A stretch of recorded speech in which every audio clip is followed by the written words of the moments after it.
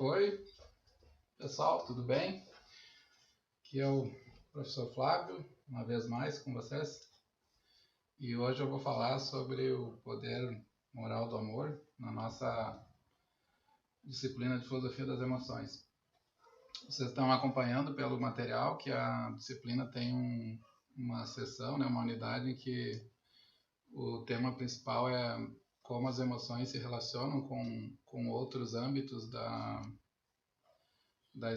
condição humana, da experiência humana, né? E nesse caso eu vou falar sobre agora nessa unidade sobre a moralidade, mas vocês têm também em outras áreas, né? Como a estética, por exemplo, a arte, né? Que tem um papel importante também, as emoções são fundamentais para certas experiências no cinema, por exemplo, também na música, na pintura, né? Todas as emoções que a arte estimula são relevantes, né? Para compreender o papel das emoções numa disciplina como essa, né? De filosofia das emoções. Eu também vou falar mais adiante sobre as emoções e religião, né? Que é um fenômeno que interessa também para a filosofia. Então, essa unidade agora, daqui para frente, vai ser sobre domínios em que as emoções podem ser aplicadas, né? A arte, a religiosidade, o cuidado, né? Que é a prática médica, na prática de cuidado em saúde. E também agora, né? Na aula de hoje, eu vou falar sobre as emoções no âmbito moral, né? Como que elas contribuem, qual o papel das emoções na moralidade. Esse é o começo, né, dessa investigação. Então hoje eu vou explorar um tema, né, importante aqui, que é como o amor é uma ferramenta, digamos assim, poderosa para a vida moral. Tá bem? Eu vou começar então chamando a atenção de vocês para uma situação cotidiana que tem a ver com o modo como nós usamos a linguagem moral, né? Vocês sabem que moralidade tem a ver com a nossa capacidade de fazer juízos e a tarefa da filosofia moral, né, é tentar compreender a dimensão moral humana, né? Então, dos pontos fundamentais é compreender o que os filósofos chamam de juízo moral. Juízo moral é como digamos assim, é o resultado do processo de deliberar sobre o que é certo ou errado fazer numa determinada situação. Então, tem muitas maneiras de explicar como que os sujeitos humanos chegam, né, a um juízo sobre um determinado tema moral. Por exemplo, numa festa, né, alguém está sendo humilhado e a pessoa conclui que ela deve fazer algo, né? Como é que ela chega que aquilo não está certo, né, e tal? Como é que ela chega até essa conclusão?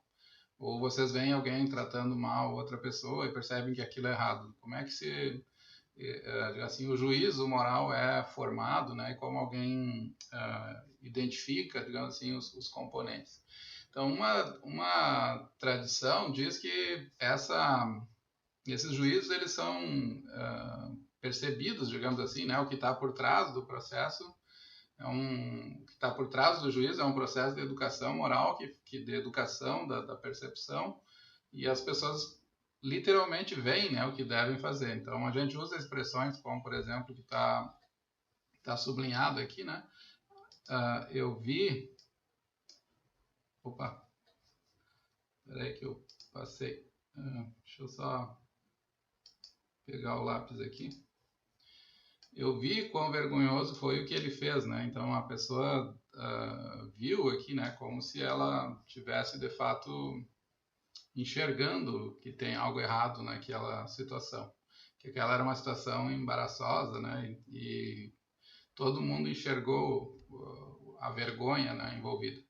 Ou a gente pode dizer também, eu percebi que aquilo que estavam fazendo era errado, né? Como se tem algo errado acontecendo e as pessoas conseguem ver, né? Como indicando que elas deveriam intervir, em algum sentido, fazer algo que é moralmente esperado delas, né? E Aqui tem um outro exemplo do Peter Gold, esse professor inglês, né? Ele imagina uma situação, uma festa, né? Tem dois personagens principais, a Mary e o Jack. A Mary está sentada no restaurante com os amigos, é uma festa de aniversário. Ela é o centro das atenções, aí todo mundo começa a fazer piada, né? Vocês sabem como funciona. Tipo assim, aí Mary, agora que tá com, não sei, com 40 anos, o que tu vai fazer? Quando é que vai ser o casamento? Sei lá, e ela tem dificuldades, não sei, não tem muita sorte, digamos assim, no amor. E alguém começa a fazer piada, começa a insistir, aquilo é uma coisa sensível para ela, então ela está se sentindo mal, né? No início ela gosta, né, das brincadeiras, mas depois ela vai ficando chateada e num certo ponto ela está quase chorando. Então o Jack, que é uma outra pessoa que está na festa, que é uma pessoa gentil, ele percebe, né, que ela não está bem, quase chorando, e ele imediatamente muda de assunto, né? Então o problema, a situação constrangedora passa, né, e ela fica feliz novamente. Então, o que o Peter Gold pergunta é se nós podemos, né, seguindo esse exemplo, será que o Jack viu algo na situação que era alguma coisa moral e que pedia uma intervenção dele, né? E então, aqui vocês veem, né, que a tarefa filosófica é tentar, e ele faz isso no artigo, né, tentar defender a ideia de que existe uma percepção moral, que algumas pessoas têm essa capacidade virtuosa, né, de perceber quando elas precisam intervir na situação, né, para resolver, para de algum modo evitar, né, ou ajudar que certos problemas deixem de existir.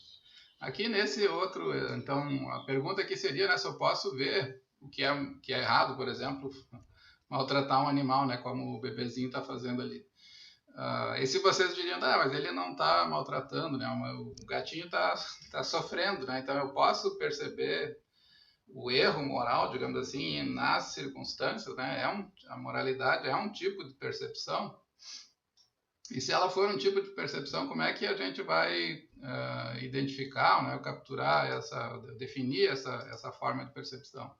Então, vocês poderiam perguntar também se maltratar eu posso ver, por exemplo, que maltratar é errado da mesma forma que eu vejo o chapéu vermelho de alguém, como dessa moça.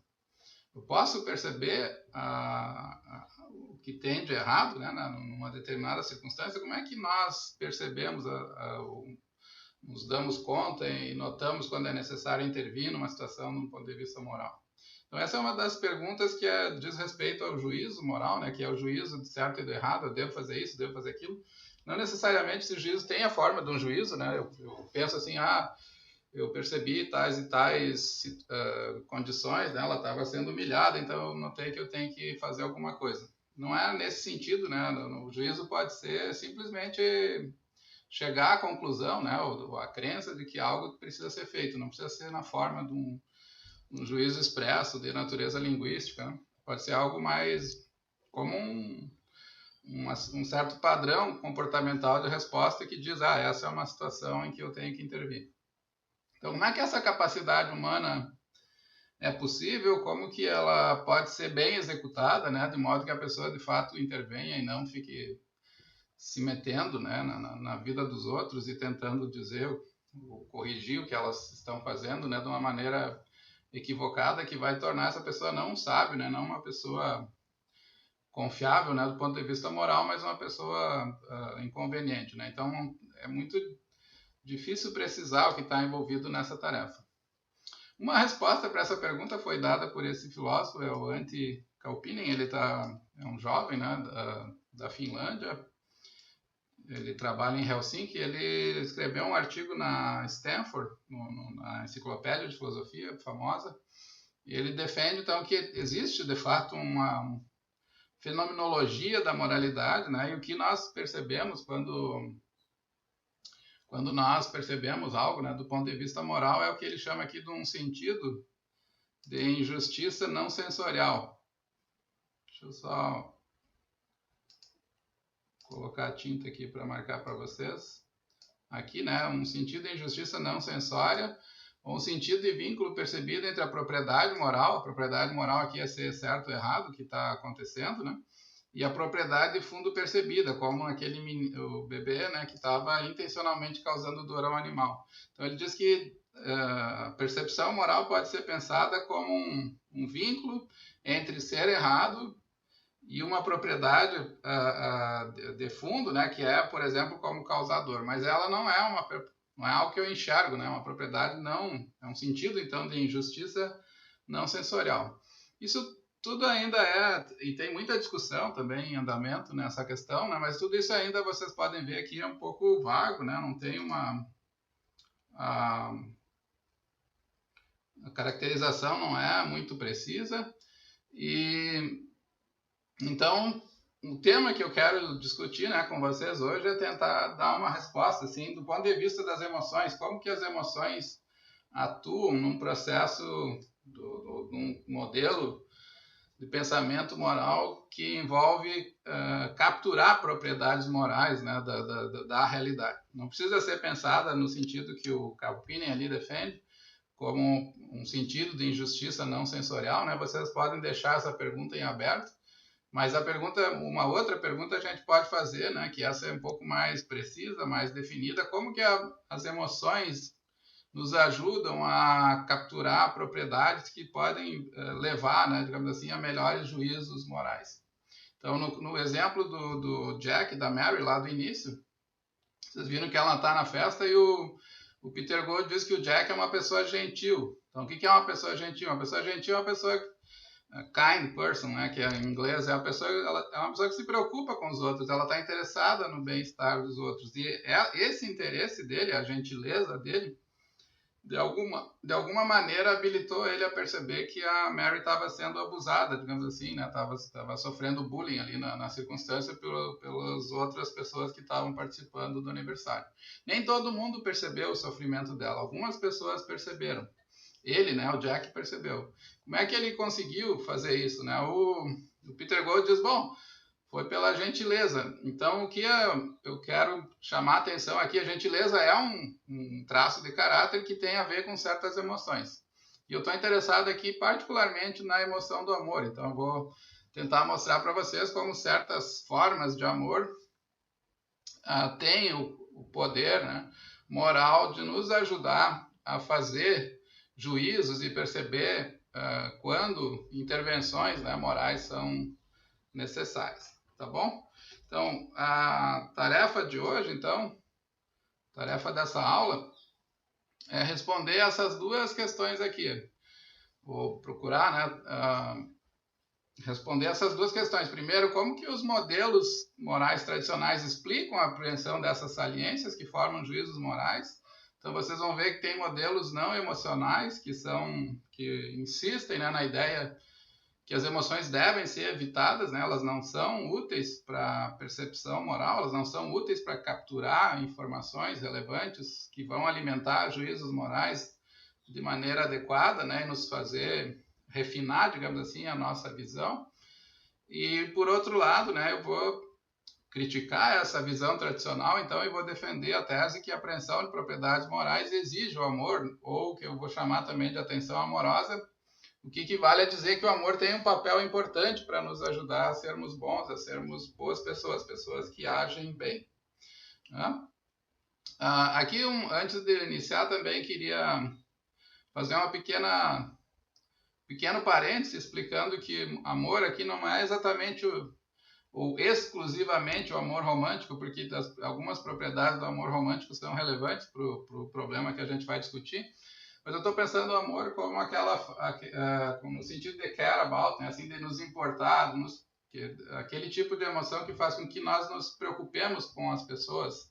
Às vezes o círculo das preocupações é muito pequeno, pode ser o meu amante, a pessoa que eu gosto, a minha esposa, o meu marido, ou às vezes pode ser a esposa e os filhos, então é um círculo um pouco maior para quem tem filhos. E às vezes para pessoas muito generosas, né, esse amor é mais amplo ainda, né, envolve parentes e além dos parentes envolve pessoas que têm necessidades, então tem variações, digamos assim, né, no tipo de amplitude que esse tipo de emoção, essa emoção do amor preocupado, do cuidado, pode ter, né? Os objetos que ela pode alcançar. Tá? Mas então, no caso do amor romântico, né? Não, também o amor romântico ele satisfaz essas condições, porque a pessoa que ama alguém no sentido de estar apaixonado, de gostar muito dela, né? No sentido de precisar dela, é alguém que visa o bem dessa pessoa, né? Então, se vocês quiserem pensar no amor romântico, também funciona, né? Mas a ideia é que talvez mais adequada, assim, porque eu estou pensando, poderia ser usado o termo também preocupação amorosa, né? Que é um tipo de amor preocupado, assim, do amor de quem cuida, né? Essa é a ideia que eu queria, essa é a emoção que eu queria explorar em relação com os trabalhos da moralidade. Então, vou começar pela concepção tradicional. Vocês sabem, né? Já mencionei isso outras vezes. As emoções, elas não são muito importantes, assim, nas teorias tradicionais, morais tradicionais. A teoria moral tradicional são as teorias não da história clássica, né, da filosofia. Vocês lembram que o Aristóteles valoriza muito as emoções, o Platão critica, os estoicos criticam, né, mas uma grande parte, o Kant critica, mas tem outros filósofos como Schopenhauer, como Rousseau, como Hume, né, tem uma série de filósofos que valorizaram também as emoções. Mas eu não estou pensando aqui, quando eu uso o termo tradicional aqui, eu não estou pensando na filosofia, na história da filosofia em sentido amplo, estou pensando só nas abordagens mais recentes, digamos, dos últimos 100 anos para cá. Então, o que nós vemos nessas teorias mais recentes é uma ênfase muito grande digamos assim, que aproxima a moralidade de um processo de escolha racional. Então, se uma pessoa escolhe bem, age moralmente, forma bem um juízo moral quando ela consegue fazer uma avaliação isenta, objetiva, de todos os fatores que são relevantes numa discussão, né, em qualquer tipo de decisão moral. Então aqui tem um modelo muito próximo, meio legalista, né, que tem sido utilizado, e vocês vão encontrar muitos exemplos desse modelo na discussão bioética, né? Por exemplo, essas discussões agora mais recentes sobre se tem um leito, né, com um respirador e tem vários pacientes que precisam ser internados, qual é o critério que eu utilizo? O que é o certo a fazer? O que é a coisa boa, a coisa certa a fazer nessas circunstâncias? Então, vocês vão ver que a discussão sempre envolve pesar uma série de argumentos, fatores relacionados com a decisão. Então, a teoria moral contemporânea, ela passou muito por esses processos reflexivos de avaliação fria, objetiva, de argumentos, e a dimensão afetiva, né, a dimensão, ou pelo menos a tentativa de integrar esse tipo de análise com o papel das emoções não teve não foi dado tanta atenção, né, quanto foi dado para o domínio reflexivo, né, do deliberativo, digamos assim, da escolha, né, tanto que o caráter, por exemplo, do agente, que é o modo como nós fazemos algo, né, também foi deixado num segundo plano. Então, o que interessava é simplesmente um processo de cálculo a partir de razões. Eu tenho uma decisão, digamos, uma jovem ficou grávida e ela precisa decidir o que fazer. Eu não sei, o namorado não é muito, ficaram juntos, não é um casamento, não é um namoro antigo e tal. Então, ela tem uma decisão se vai continuar a gravidez ou não, que é a discussão clássica, né, sobre o aborto. O que as teorias tradicionais dizem, né? Bom, emoções nesse caso só vão atrapalhar, então tem que decidir da maneira mais fria possível, levar conta de todos os argumentos, se o interesse do pai importa aqui, quais são as perspectivas de criação futura, qual é a situação da família, não sei qual é a visão teológica, se a pessoa tem religião, né, do ponto de vista das crenças religiosas dela, como tratar essa situação. Então ele vai fazer um elenco dos argumentos e vai, a partir daí, decidir o que é certo fazer. Então a emoção tem um papel muito pequeno aqui, eles inclusive admitem, né, que a emoção pode ser levada em conta, por exemplo, se a pessoa gosta de alguém apaixonada, não sei, pelo namorado, né? Mas nesse caso não é bem o exemplo que eu dei, né? Mas imagine que alguém gosta de alguém, então ele tem que levar em conta esse amor para decidir. Mas a emoção, ela é um componente do processo de decisão. Ela não é algo assim mais fundamental que ajuda o sujeito a perceber adequadamente as circunstâncias, né? E como o que está em jogo ali, né? Ela participa apenas como um componente para ser reflexivamente depois aceito, né, ou descartado. Então, o papel das emoções é muito importante, é muito pouco importante, né? Não tem importância grande na teoria tradicional. Então, eu vou criticar essa visão. Então, uma das coisas que se diz, né, é que elas têm, de fato, uma importância para responder apropriadamente depois que nós chegamos a um veredicto sobre o que deve ser feito. Então, o médico, primeiro, ou a pessoa diz, né, eu vou ter o bebê, sei lá, e ainda ela precisa contar isso para alguém. Então, as emoções são importantes na maneira de apresentar a decisão, né, de como interagir com as pessoas, mas não o juízo mesmo, assim, a decisão não é emoções não ajudam, né, a tomar decisões morais, especialmente decisões morais difíceis. Então, a frieza, digamos assim, ou ter um estado, né, de que menos contaminado afetivamente vai levar a pessoa a fazer decisões mais corretas. Um segundo ponto importante aqui consiste em dizer, então, que ela pode levar, se ela for aceita, né, se a pessoa valorizar muitas emoções, então, na melhor das hipóteses, essas emoções vão distrair a pessoa, não vão ajudá-las, vão ser só atrapalhar. Então, ela vai ficar pensando de uma maneira muito passional, né, sobre o assunto, e isso vai atrapalhar ela de enxergar aquilo que ela deveria fazer. Mas tem uma segunda possibilidade, pior, né, que diz que as emoções elas não só atrapalham, né, como se elas fossem obstáculos no caminho da deliberação, né, que é impedindo que a gente avance na direção certa, elas também elas distorcem a percepção. Então, elas não só nublam, né, a visão, como também confundem, né, a mente e, portanto, colocam, como ele diz aqui, elas incitam, provocam, encobrem o juízo e geram viés, né, no raciocínio, de modo que a pessoa não vai conseguir fazer o que é certo. Então, quais são os exemplos aqui que são oferecidos, né? Os exemplos são tradicionais, né, vocês conhecem. Por exemplo, o amor exacerbado. É uma situação em que a pessoa ama tanto alguém, o próprio filho, que ela não consegue perceber quando o filho fez algo errado e merece uma punição. Então, o afeto bloqueia, né? Não só bloqueia, como distorce a visão, porque a pessoa o fenômeno está na frente dela ali, o vizinho contou, não sei o que a criança fez, mas ela não consegue perceber, ou acha que o vizinho tem ciúme da criança porque é bonita, porque é inteligente. Então, os fatos, né, tal como são distorcidos e a pessoa não consegue fazer o juízo correto, que nesse caso seria dar um castigo, não sei, fazer alguma coisa para ajudar a criança a corrigir o seu comportamento.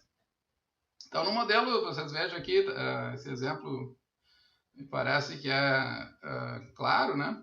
Ele mostra como vocês podem tratar, então pensando aqui no amor como uma emoção prototípica aqui, que serve de paradigma assim, para pensar modelos morais, o amor ele está atrapalhando, né, completamente a visão dessa pessoa. Ela não consegue detectar a informação adequada porque a atuação do amor impede, né, essa percepção de funcionar normalmente. Ela distorce o conteúdo que ela deveria apresentar corretamente. Então, essa é uma crítica clássica, assim, vocês vão encontrar em vários filósofos que criticam as emoções, né, esse tipo de argumento. Eles vão dizer, por exemplo, que o bom juízo moral é o juízo objetivo, né, e que, portanto, para ser objetivo é necessário ser distanciado, né, não se deixar levar muito pelas emoções. Então, ter uma visão clara aqui, de acordo com esse modelo, né, depende de ficar afastado, e ser cuidadoso, né, e correto, chegar a uma deliberação correta significa ser frio e calmo, né, não se deixar levar pelas emoções. Resumindo, então, essa perspectiva tradicional, vocês poderiam dizer que ela considera que para fazer juízos plausíveis do ponto de vista moral, nós devemos nos afastar ou abstrair das nossas emoções, nossos desejos, inclinações, como o pai, né, que é levado pelo seu amor aos filhos a juízos equivocados sobre responsabilidades, sobre atos, sobre qualidades e defeitos dos próprios filhos, né? E também essa concepção defende que emoções e desejos não são parte do equipamento necessário para discernir respostas morais. Então, se a pessoa não tivesse emoções, uma pessoa... lembre do texto que eu mandei para vocês do Justin Oakley, né? Ele diz que uma pessoa não emocional tem certas limitações, né, do ponto de vista moral aqui, né, o que a perspectiva tradicional diz, bom, depende da emoção, depende da circunstância, depende do local, assim, mas de um modo geral, a contribuição das emoções é muito pequena para a moralidade, né? Ela tem uma contribuição na hora de fazer as ações, então, na hora de cuidar, por exemplo, colocar afeto é importante, mas até nisso, né, pode ser prejudicial, porque afeto demais torna as pessoas viciosas, né? E o afeto, na medida certa, depende de influência racional. Então, no fundo, o amor mais confunde, né, as coisas do que mais atrapalha do que ajuda, né? Quando se trata de pensar o que nós vamos fazer, né, em relação às demais pessoas. Então, elas não são parte, né, do equipamento para discernir respostas morais, quando tem um papel, ele é mais na maneira de fazer, né, do que propriamente em perceber e entender o que está em jogo, né, numa circunstância de deliberação moral qualquer. Agora eu vou passar para uma segunda parte, então, que é fazer uma crítica a esse modelo moral, né? Então eu vou procurar mostrar que as emoções são relevantes aqui. Essa crítica eu vou formular ela a partir do amor, então não é uma crítica que envolve todas as emoções, estou interessado só como o título da aula diz, né, no poder moral do amor. E eu vou usar para fazer essa defesa ideias aqui de uma filósofa contemporânea que eu gosto muito, chamada Iris Murdoch. A Iris Murdoch é uma escritora também, filósofa, ela foi professora de filosofia em Cambridge, né, durante muitos... Cambridge, Oxford, né? Durante muitos anos, 16 anos, depois ela acabou não renovando a posição dela, né, como professora, ela desistiu da docência, mas ela foi uma professora muito importante, muito influente nesse período, e ela escreveu alguns textos que são hoje clássicos em filosofia moral. Eu vou fazer referência a dois deles, né, que são os dois, assim, que tem as ideias centrais, né, da abordagem moral dela. Ela é uma dessas autoras que, assim como Peter Gould, como Calpinen ali no início do texto, né, ela defende a ideia de que o amor, né, que a moralidade não é uma questão de deliberação tanto, né, de processo de raciocínio, mas que a moralidade tem a ver com uma certa capacidade de visão, de ver o que está acontecendo, né, o que está em jogo, e por aí, a partir dessa capacidade de percepção, intervir, né, e enxergar informações que são relevantes para o juízo. Se a visão nesse sentido moral não é o fim, não é a própria moralidade, não é a própria a dimensão, né, do que é certo fazer, ela é pelo menos um recurso assim, importantíssimo.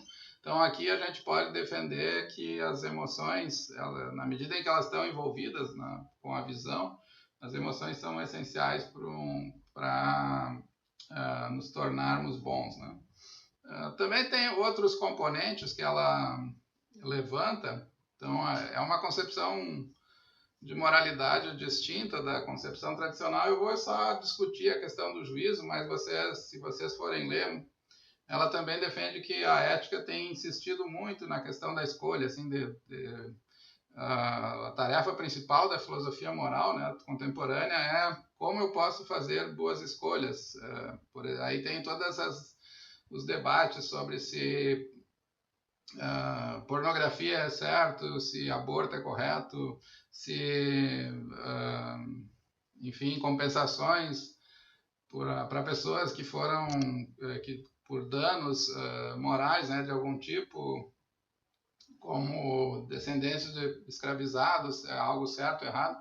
Então, a discussão da filosofia moral tem tomado uma dimensão muito legalista, né? E ela está interessada na moralidade tal como ela é exercitada nas relações interpessoais. E aqui ela diz, então, que o que importa não é tanto o juízo, né? O modo como nós chegamos a formar uma posição, não é tanto a escolha. O que importa, né, principalmente, é o processo de transformação moral e como a pessoa chega a perceber de fato o que é o certo a fazer. E ela diz, bom, nesse processo é um processo também que envolve visão, né? As emoções têm uma tarefa fundamental. Tá? E é isso então que eu vou tratar de apresentar agora para você. Antes de passar aqui, eu também queria recomendar, tem um filme sobre a vida dela, tinha nas locadoras antigamente, mas acho que vocês conseguem hoje, talvez na internet, né? Vale a pena assistir. É uma história belíssima, né, de vida. Ela foi uma figura marcante, assim, nos anos 40, 50, até os anos 80, 70, né? No final dos anos 80 ela já estava... No começo dos anos 80 ela já estava fora da universidade, mas ela fez parte do circuito filosófico em inglês, né, da filosofia moral britânica, junto com a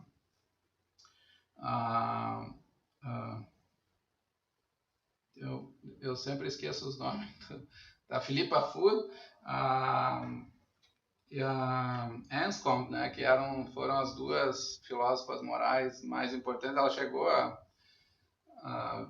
morar junto, né, com a Anscombe ou com a Philippa Foot, não me lembro, e as três foram educadas na mesma escola, Summerhill College, que é uma escola só para mulheres, né, de filosofia clássica, né? Então ela teve uma sólida formação em filosofia clássica e ela em função dessa formação, enquanto a Philippa Foot e a Anscombe defenderam uma visão mais aristotélica, ela defende visões platônicas, né? Então, uma das coisas que ela diz é que para que nós nos tornemos bons, né, a gente tem que ser capaz a moralidade é uma jornada assim da alma. A gente está em constante transformação em direção ao bem, como Platão dizia, né, que o bem é um sol que brilha, né, lá fora e cujos raios transmitem a bondade da justiça, da coragem, de todas as virtudes, né?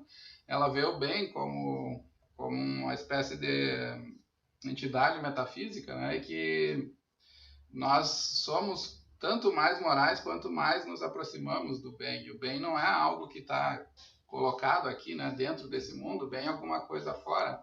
Então a moralidade é essencialmente um processo de tentar encontrar, ser moral, né? Vocês poderiam dizer, é um processo de transformação, assim, de tentar encontrar o bem que não é colocado no mundo por nós, né? Por isso ela diz que tem uma certa arrogância nessa ideia de que eu decido o que é certo e errado a fazer, né? O bem é algo que eu encontro, ele é uma realidade, ele não está sob o meu poder, né? Ele é uma realidade como as ideias platônicas, né? E ela se vale muito das metáforas platônicas para caracterizar essa noção, né, moral centrada na soberania do bem, né? Num bem soberano que nós temos que buscar.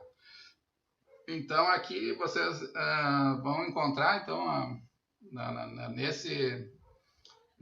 nesse modelo de filosofia moral que ela desenvolve, vocês vão encontrar um lugar como o bem é alguma coisa que está fora de nós e que eu preciso encontrar. Então não é algo que exclusivamente eu aprendo, assim, como uma habilidade reflexiva, né? Ele envolve toda a personalidade, envolve um desejo, né, também pelo bem, né? Senão não me torno moral. Se esse desejo não estiver presente, uma pessoa pode decidir assim ser inteligente, mas não ter compromisso, digamos assim, moral último nenhum. Então ela está interessada nesse tipo de busca, né, pelo bem, que é ao mesmo tempo uma busca moral.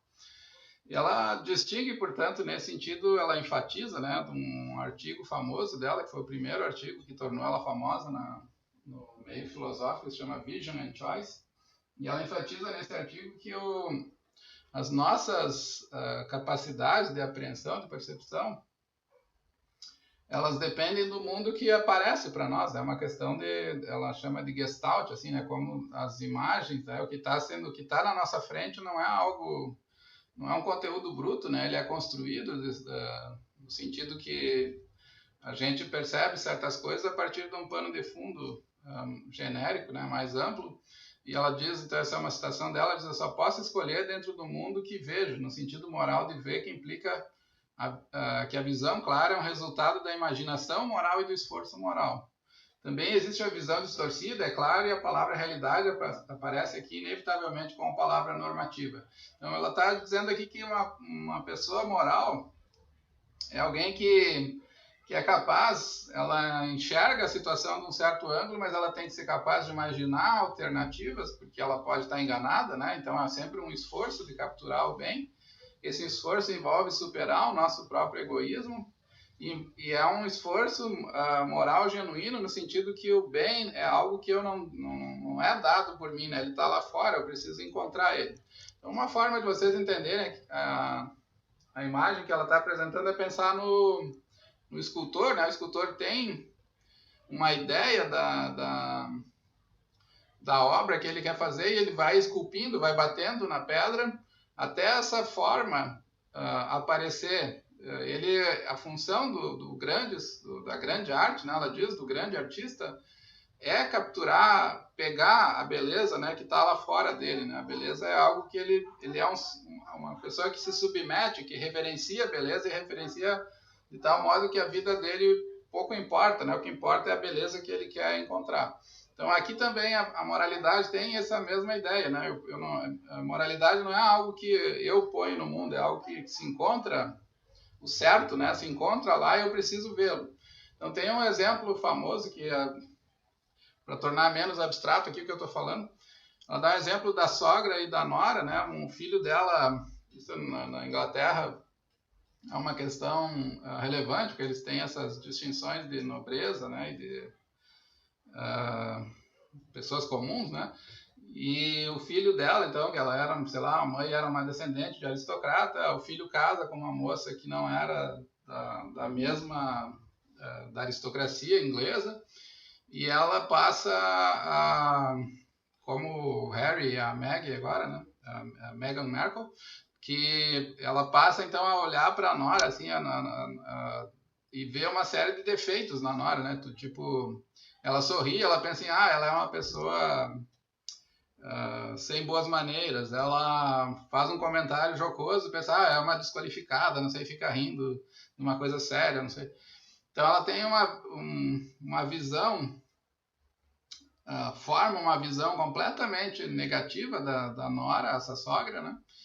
E ela nunca falou nada, assim, ela simplesmente foi. Então ela está dizendo aqui que a ética não precisa, né, o domínio da moralidade não precisa de juízos, né?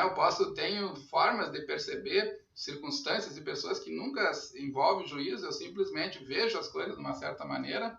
Então tem esse sentido de visão na teoria dela, mas tem um sentido também de visão que envolve esforço, de querer ver, né, como as coisas são. Realmente esse sentido envolve imaginação. Então ela diz, bom, agora imagine que essa sogra, o filho viaja com a nora para os Estados Unidos, ela acaba morrendo, então aí essa mãe vê o sofrimento do filho, que gostava muito da esposa dele, e ela começa a se questionar, será que aquilo que eu achei que era uma falta de modos não era, na verdade, uma certa naturalidade dela, assim, com a situação? Será que aquilo que eu chamei de vulgaridade não era uma certa jovialidade? Então ela passa a dar uma outra significação para a circunstância, ela passa a ajustar a sua visão, né, da circunstância, da nora, né, nesse caso, porque ela está interessada nisso daqui, né, que é a realidade, né, que é Então ela está interessada não nas suas próprias imagens e alimentar o ego dela, né, de dizer, meu filho casou muito mal, né? Ela não está interessada nesse sentido de alimentar aquilo que ela, das suas próprias crenças. Ela está interessada em descobrir o que é a verdade. Então, quem é que faz isso por ela, né? Essa é a pergunta que eu quero responder, mas aqui ela está sugerindo então que ser moral envolve ter esse tipo de direcionamento.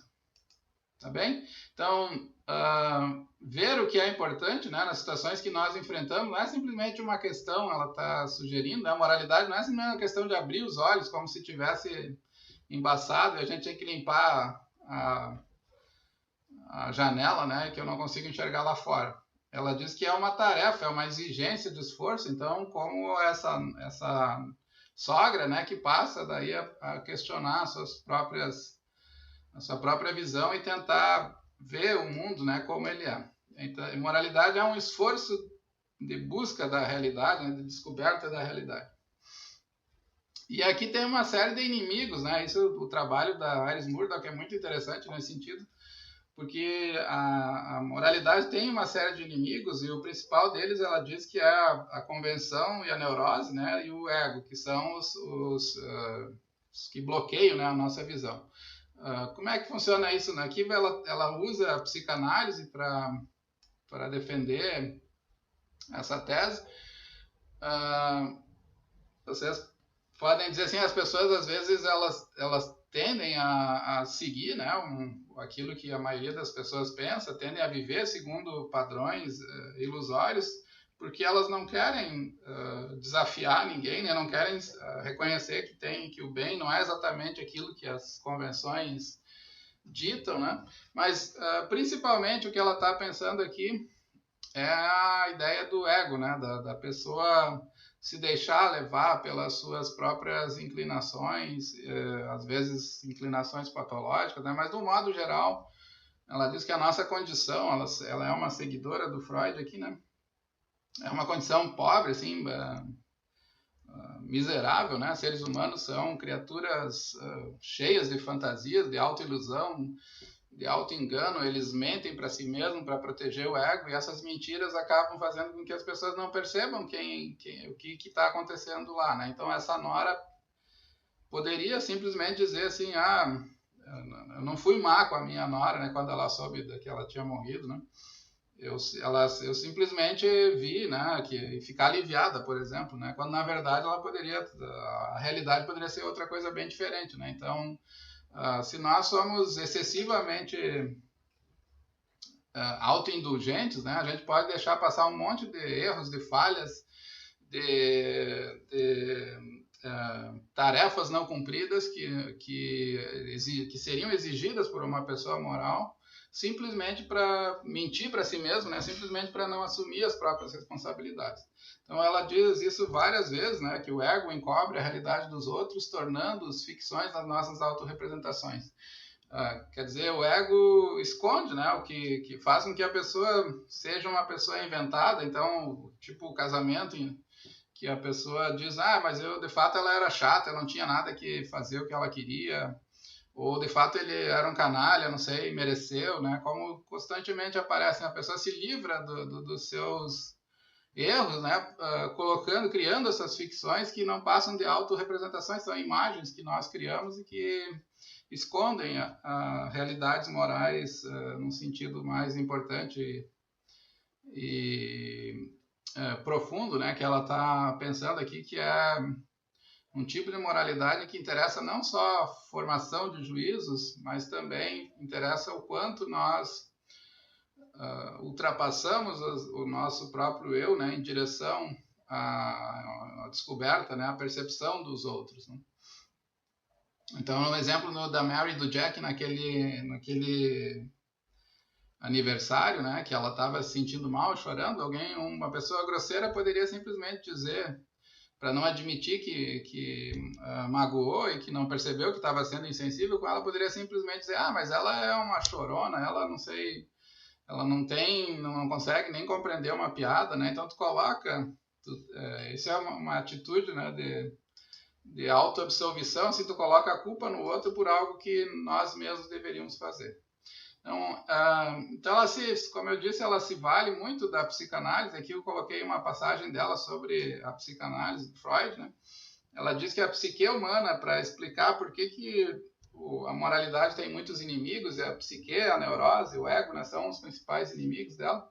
Nessa passagem ela diz, então, que eu vou citar para vocês, ela diz que a psique é individual, é historicamente determinada e um cuidado de si mesmo sem folga. Em certos aspectos, a nossa psique, a nossa alma, o nosso aparato psíquico se assemelha a uma máquina. Para ser operada, ela precisa de fontes de energia e predisposição a certos padrões de atividade.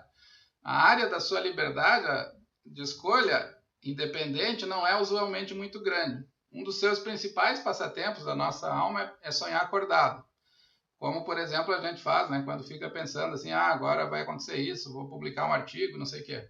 Ela reluta em enfrentar realidades desagradáveis. A sua consciência não é normalmente um vidro transparente através do qual se vê o mundo, mas sim uma nuvem de delírios mais ou menos fantásticos concebidos para proteger a psique da dor. Ela procura constantemente por consolação, ou através da inflação imaginária do self, ou através de ficções de natureza teológica. Muito frequentemente, seus amores são, mais do que qualquer outra coisa, afirmações do eu. Eu creio que nós possamos nos reconhecer nessa descrição deprimente, né?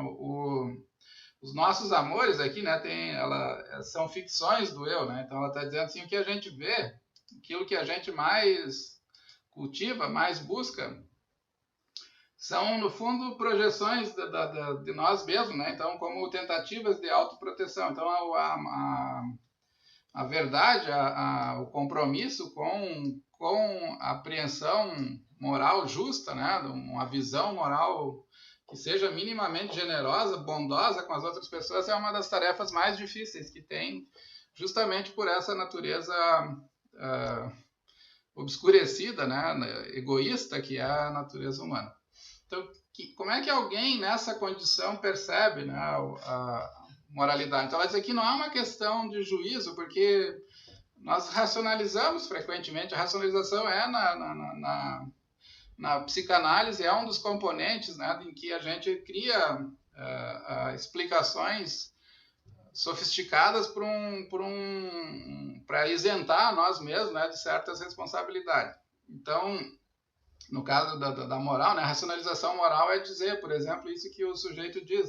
Mas é uma pessoa chora por qualquer coisa, assim, né? Como para não dizer que eu fui insensível, não fui cuidadoso, não sei, não percebi o que estava acontecendo, a pessoa põe a culpa no outro, né?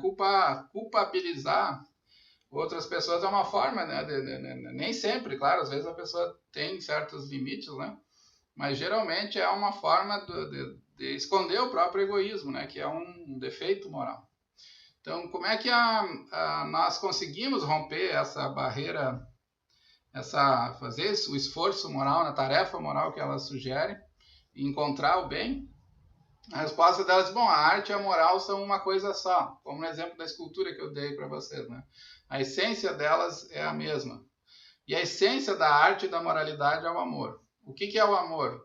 O amor é a percepção dos indivíduos, é a extremamente difícil percepção que algo diferente de nós mesmos é real. O amor é a descoberta da realidade. Então, na medida em que a moralidade e a realidade são uma coisa só, na medida em que o bem está fora de nós, é uma percepção real das coisas, ou dos indivíduos com quem a gente convive, né? Ela diz ser moral, né, envolve, né, e fazer juízos adequados e perceber adequadamente o que está em jogo nas nossas relações, é ser capaz, né, dessa difícil percepção que é o amor. Né? Por isso que eu iniciei falando na aula, né, falando do amor, porque ela está colocando aqui ele como um instrumento e também um fim, né? O amor também é o bem, né? Porque ele é alimentado pela metáfora do bem supremo. Ele é revelador para nós da realidade, do que é certo, né? Numa determinada circunstância. Então, uma pessoa que não ama, não percebe, né? Não consegue perceber. Não consegue fazer juízos adequados sobre a circunstância em que ela está envolvida. Eu formulei dizendo, né, que o amor é um mecanismo de descoberta dos outros. O amor nesse sentido, também uma característica definidora da moralidade. Ele é fundamental para a vida moral, porque sem essa capacidade de percepção e descoberta, né, que é definida pelo amor, eu não conseguiria chegar, né, até realidades que estão fora, né, de mim, de indivíduos distintos do próprio eu. Eu viveria naquilo que ela chamou ali das ficções do eu, né, que é as ficções que o próprio ego cria para preservar a si mesmo. Essas ideias da Iris Murdoch, elas foram, sim, por isso ela é considerada, né, uma filósofa importante na filosofia moral contemporânea, e elas têm sido utilizadas por outros autores. Então, uma dessas autoras que usa as ideias dela é a Margaret Little. A Margaret Little está mais, o Little está mais próximo, né? Assim, o que ela formula responde mais diretamente à pergunta que eu formulei lá anteriormente, né? Que era a pergunta sobre como um sujeito, né, encoberto poderia capturar saliências e aquilo que a moral exige, né, de nós mesmos. Então, a Iris Murdoch, ela detalha a descrição mais negativa, né, dos bloqueios. Ela indica, né, que um tipo de percepção amorosa é necessária, mas ela não detalha, assim, não entra muito na discussão. Como todos os grandes autores, né, eles sempre mostram assim para nós onde é que é o caminho, e aí outras pessoas vão procurando, né? E a Little fez isso. Então ela diz que às vezes a verdade é melhor revelada, a paisagem é vista de uma maneira mais clara, a partir dela diz, né, da perspectiva de uma percepção amorosa, da perspectiva do pensamento empático. O que quer dizer isso, né? Então quer dizer que às vezes para alguém perceber o que é o certo a fazer, essa pessoa precisa de uma certa configuração emocional apropriada. E nesse caso, a configuração é uma configuração amorosa, né? Moralidade, então, é uma arena em que a perspectiva epistêmica apropriada exige, que a perspectiva de alguém capaz de perceber as evidências exige um certo grau de afeto. Existem verdades que não são reveladas, né, se a gente não estabelecer um certo engajamento afetivo com as outras pessoas, com as quais a gente divide, né, a nossa experiência. Então, eu formulei isso perguntando o que é necessário para obter o tipo de inconsciência que está envolvida em fazer bons juízos morais, né, como no caso da Iris Murdoch, né, que ela pergunta, que ela pede que é um tipo de envolvimento que signifique fazer o sujeito sair para fora de si mesmo. Então aqui também, né? Então qual é o tipo de percepção que transcende a autoatenção e nos leva a enxergar coisas que antes nós não seríamos capazes de perceber sem essas qualidades, né? E ela diz, bom, seguindo então a Iris Murdoch, são processos de atenção guiados afetivamente. Uma maneira de pensar isso também é dada pela Sarah Rudick, essa filósofa simpática. Ela escreveu um livro sobre maternidade, né? Ela diz que um exemplo, né, a Margaret Little cita essa passagem dela, ela diz um exemplo assim, paradigmático, que vocês podem entender o que a Iris Murdoch está dizendo, o que a Little está dizendo, que é pensar na ideia do amor filial, né, que é o amor que os pais têm pelos filhos. Então, a Sarah Rudick diz, porque a mãe se preocupa com a criança que ela está sintonizada com os perigos sutis, capturando sinais tênues, notando quando a ajuda é necessária.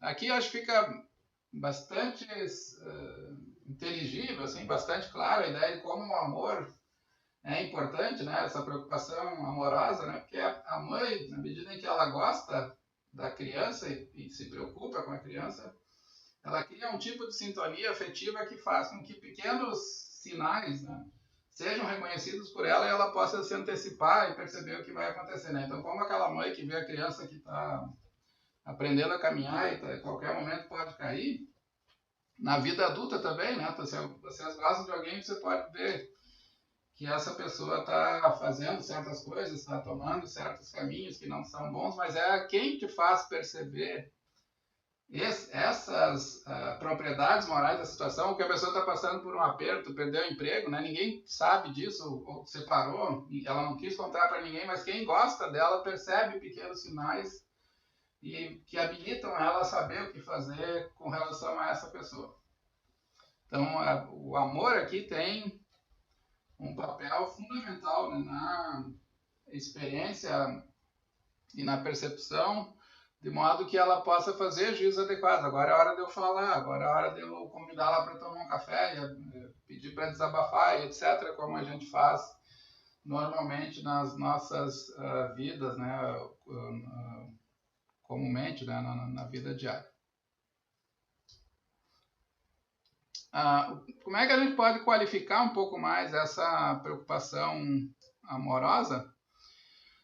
Então, aqui tem uma discussão também que em relação aos domínios, né? Alguns dizem que aceitam essas teses quando for para relações interpessoais, que são os exemplos que a Margaret Little, que a Iris Murdoch, todos esses filósofos têm em vista, né, quando falam do amor, e que isso não seria, né, válido de um ponto de vista mais geral, né, para decisões, por exemplo, de engenharia social, distribuir leitos, distribuir medicamentos, etc., né? Eu vou deixar de lado essa discussão, né, mas o ponto aqui que interessa mais nesse momento é precisar, afinal, como que a gente pode pensar de uma maneira mais detalhada a importância das emoções. Então, aqui está uma resposta, né? É uma resposta bem precisa, né? Ela diz que uma pessoa é tanto mais capaz de responder às necessidades de alguém morais, né? Que não são necessidades financeiras nem materiais, mas necessidades de ser beneficiada, de receber uma ação, né? Que beneficia a si mesmo sem esperar nada em troca, né? Então, as pessoas que estão mais habilitadas a fazer isso são aquelas que têm uma certa consciência, né, das oportunidades para fazer, e essas consciências elas não são reveladas por processos abstratos, né, distanciados, mas são processos que envolvem vínculo afetivo, né, e no caso um vínculo especial que é o vínculo da preocupação amorosa, né, que eu chamei o do amor. Então, como ela diz, essa aí é uma passagem da Margaret Little, ela diz: quão confiável alguém será na tarefa de discernir acuradamente a paisagem moral? Discernir acuradamente aqui significa perceber como é realmente as informações que as circunstâncias me oferecem. Saber o que deve ser feito, né? Ela diz, depende não só de quão bons nós somos em pesar os riscos e prever as consequências, como os modelos tradicionais sustentam, né? Mas também da natureza das nossas emoções, do tipo de emoções, né? Do tipo de pessoa que nós somos do ponto de vista afetivo. Então, veja aqui que a crítica emocional, e por isso eu chamei, né, do poder moral do amor, e eu disse também que queria mostrar como o amor é importante, né? Ele não diz que essa crítica emocional não diz que através de processos abstratos eu não posso conhecer. Ele não diz que também em todas as circunstâncias que eu for unicamente racional, digamos assim, eu não vou encontrar o que é certo fazer. Mas ele diz que é importante, né, na grande maioria das circunstâncias, aquele exemplo da mãe que é cegada, né, pelo seu amor, claramente é um caso que não se ajusta aqui, né, mas vocês podem dizer para a imensa maioria dos casos, né, a presença do amor é um mecanismo, é uma condição, né, que potencializa a capacidade da pessoa fazer a coisa certa, né. Eu fiz aqui um diagramazinho para vocês entenderem, né, finalmente. Então você pode pensar aqui, aqui tem um agente moral, um sujeito qualquer, que quer ser uma pessoa boa. Como é que esse sujeito é capaz de discernir, de distinguir na paisagem moral aquilo que é importante e saber o que fazer? Então, ele é um pai, né? Imagine que ele é um pai, tem um bebê aqui. Então, como é que ele sabe o que é a coisa importante a fazer com relação ao filho? Não é simplesmente de ser uma pessoa fria e capaz de refletir, né? O que determina aqui, tem um papel fundamental é o quanto ele se importa, o tipo de preocupação amorosa que ele tem com relação a essa criança, né, que vai fazer ele perceber as saliências morais da situação e que vão habilitar ele a saber o que fazer com relação à criança, né? Então tem um exemplo da Margaret Little, que ela diz assim, imagina uma mãe de um adolescente, não sei, ela começa a notar que ele está com um comportamento estranho e esse comportamento alerta ela, né, abre os olhos dela para situações de risco que ele pode estar com as quais ele pode estar se envolvendo. Ou que ele está sofrendo, né, por alguma coisa na escola, está sendo xingado, não sei, por algum colega. Então é o amor que vai mostrar situações em que, informações que sem ele ela não conseguiria perceber. Aqui eu cito novamente a Iris Murdoch, né, ela diz que existe então essa cumplicidade entre a moralidade e a arte através do amor, porque assim como o grande artista vê os seus objetos, e isso é verdadeiro, quer eles sejam tristes, absurdos, repulsivos ou mesmo maus, né, à luz da justiça e da misericórdia, essa capacidade dele ver aqui, então, vocês estão vendo que há um quadro de natureza morta, né, com flores, belíssimo, é um quadro do Rembrandt, ou do Cézanne, não lembro agora qual dos dois, mas é um quadro belíssimo, e ela diz então que a direção da atenção, contrariamente à natureza do artista, né, do grande artista, é para fora, para longe do eu, que reduz tudo a uma falsa unidade, em direção à grande e surpreendente variedade do mundo, e a habilidade para assim dirigir a atenção é o amor. Então ele é como o artista que está,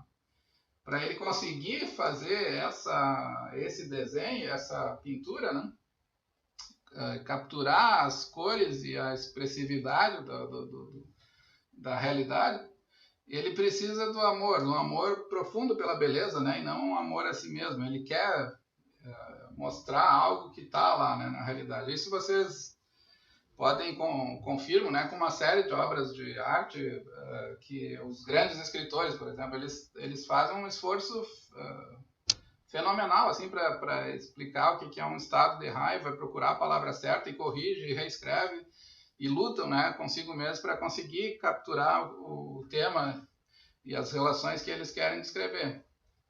E isso não é algo, né? O artista medíocre, não sei, ele só quer ficar mostrando, olha aqui como eu sou esperto, não sei, né? Ele quer se mostrar e não mostrar algo que ao qual ele está a serviço, né? E a Iris Murdoch está dizendo aqui também que a moralidade é isso, é mostrar algo que não eu estou a serviço, né? Do bem. Eu quero apreendê-lo, e para apreendê-lo eu preciso, então, que a minha atenção seja dirigida pelo amor. E o que é o amor? É o não egoísmo, é ver as coisas como elas são, é fazer o esforço, né, de imaginativo e moral, de tentar ver alternativas às nossas percepções e apreensões que normalmente são ilusórias, são cativos, assim, são prisioneiras do egoísmo. Para encerrar aqui, então, eu queria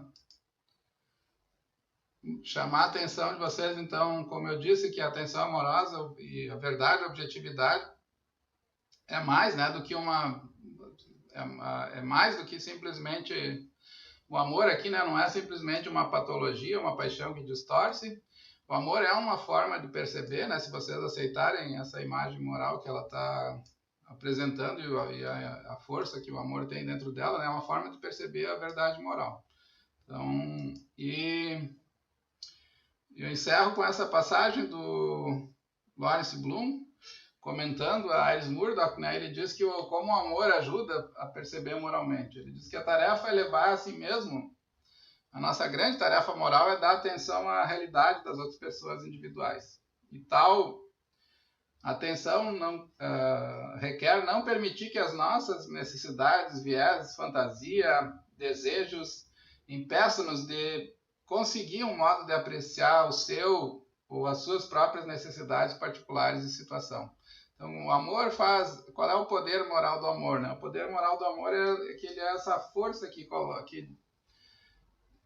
extrai de dentro de nós mesmos a nossa, desloca, digamos assim, né, a nossa atenção de nós mesmos para fora, percebendo, né, e contribuindo para o esforço de captura, né, daquilo que existe, está dado, né, é real, e que normalmente nós não percebemos porque somos seres profundamente egoístas, né, e dominados por nossos desejos mesquinhos, né, como a psicanálise tem mostrado, né, e outras ciências também. Tá bem?